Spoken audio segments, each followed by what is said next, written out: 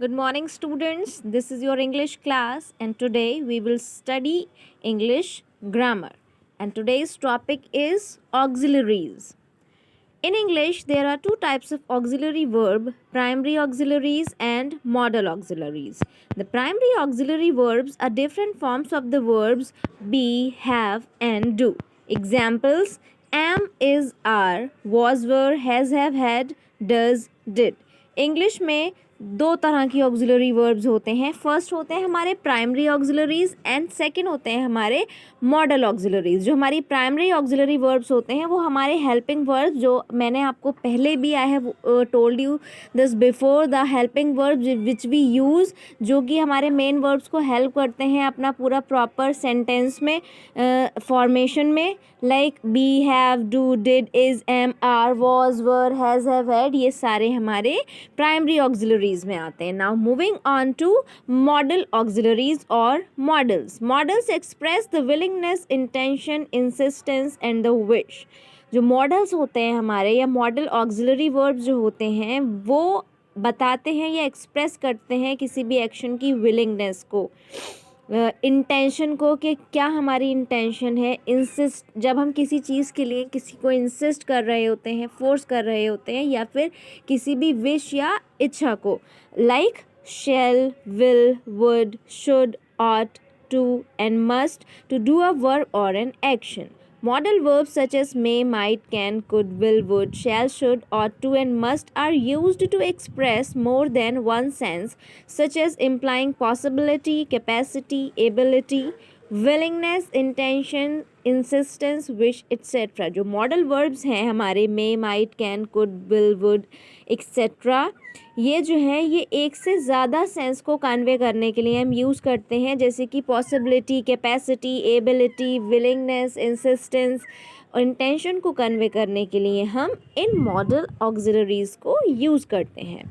Model verb help to express moods and attitudes in sentences. ये क्या express कर रहे हैं? मूड्स को और एटीट्यूड्स को एक सेंटेंस में. Modal verbs are auxiliary verbs. We cannot use them as main verbs. A modal auxiliary verb can never stand alone in a sentence. जैसे कि I have told you before कि कभी भी हम auxiliary verbs जो होते हैं या helping verbs जो होते हैं उन्हें अकेला sentence में नहीं use कर सकते. We cannot use them as main verbs. जो काम हमारा main verbs करते हैं, the work which the main verbs do in a sentence, a modal verb cannot do that thing. It also needs a main verb. Helping verbs को use करने के लिए या फिर मॉडल वर्ब को यूज़ करने के लिए we always need an helping verb to convey its complete sense. A modal verb is usually followed by a verb in the infinitive form without to, such as shall, visit, will, go, etcetera. Questions are also formed using modal verbs. Modal verbs को use करते हुए हम questions भी form कर सकते हैं. For example, may I come in, shall I go out. In this way we can use it. Example, shall we meet tomorrow. Negative sentences are formed by using not immediately after the modal verbs. Example, we shall not meet tomorrow. हम modal verbs के साथ not लगा के negative sentences को भी form कर सकते हैं. वी यूज़ आई विश और I would when we are unhappy with our present position and want something to happen to make us happy. हम आई विश या आई वुड तब यूज़ करते हैं जब हम अनहैप्पी होते हैं या फिर सैड होते हैं या खुश नहीं होते हैं अपनी प्रेजेंट पोजीशन से, और हम ऐसा विश करते हैं, वी वांट समथिंग या फिर we wish something to happen, so we use I wish और I would. I wish Sonu was punctual and reached office on time every day. Now we shall read this following table, और इससे हमें पता चलेगा कि कहाँ किस सेंस में हम कौन सा मॉडल वर्ब यूज़ कर सकते हैं. Shall, will, would. First sentence is, you shall have a new laptop if you win the inter-school quiz contest.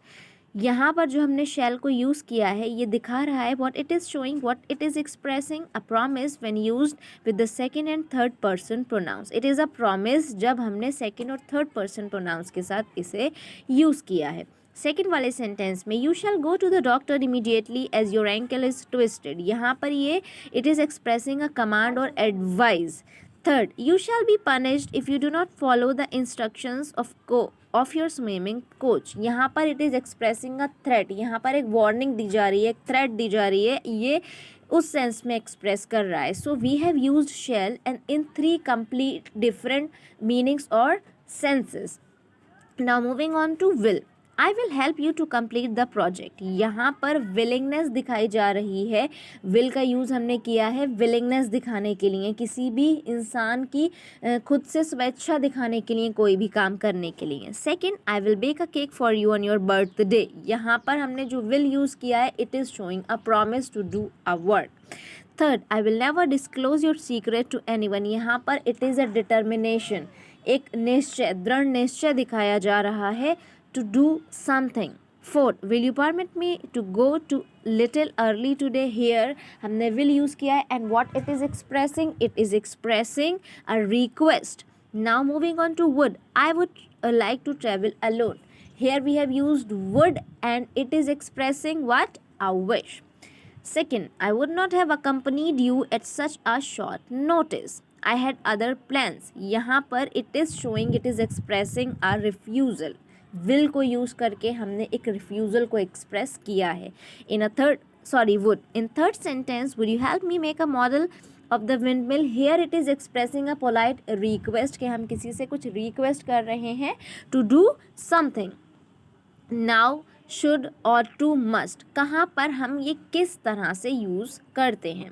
We use ought to when we refer to some of our present और future obligations. हम ought to का use तब करते हैं जब हम अपने present में या फिर आने वाले कल में हमारे जो ऑब्लिगेशंस हैं, जो काम हमें करने हैं, उन्हें रेफ़र करने के लिए. Example, you are to make a phone call to your grandparents every week at least and inquire about their health. When we refer to past obligations, we use the perfect tense with should or to have plus third form of a verb. जब हम perfect tense में और to use करते हैं तो हम should या और टू के साथ हैव और वर्ब की थर्ड फॉर्म यूज़ करते हैं. I have already explain you the tenses. तो उस टेंसेस के अकॉर्डिंग आपको पता है परफेक्ट टेंस में हमें क्या यूज़ करना होता है. So I need not to explain it here. बस इसमें जब बताया गया है कि जब हमें शुड और टू के साथ परफेक्ट टेंस लगाना होता है तो उसके साथ हम हैव प्लस वर्ब की थर्ड फॉर्म यूज़ करेंगे. Examples are, you should have told your parents about your lost watch. I ought to have reported the damage to public property to the concerned authorities when some protesters broke the railings on the footpath. Ought to indicates the desirability of some actions. जब हम ought to का use करते हैं, यहाँ पे actions की डिज़ायरेबिलिटी के बारे में बात की जा रही होती है. When we desire to do something, when we are desired to do a particular work, किसी भी कुछ भी करने के लिए जब हम डिज़ायर करते हैं, we use ought to. Example, you ought to try for admission in a good college once your school is over. Must is used when there is compulsion to do something from the speaker or from within. Must का use हम वहाँ करते हैं जब किसी भी काम, कोई भी काम करना हमारे लिए कंपलसरी होता है, हमारे पर कंपल्शन होता है, ज़रूरी होता है जो काम करना, वहाँ पर हम मस्ट का यूज़ करते हैं. For example, we must complete our assignments on time. यहाँ assignments are very important to do, इसीलिए मस्ट का यूज़ किया है कि हमें अपने असाइनमेंट्स ऑन टाइम कंप्लीट करने चाहिए. We must complete it. We use needn't as the opposite of must. जब हमें मस्ट का ऑपोजिट यूज़ करना होता है, जहाँ पर हमें कंपल्शन नहीं है कुछ करने के लिए, वहाँ हम needn't which means need not use करते हैं. Example, you needn't reach the auditorium early, कि तुम्हें ऑडिटोरियम जाने की ज़रूरत नहीं है, जल्दी जाने की ज़रूरत नहीं है. You need not to do it.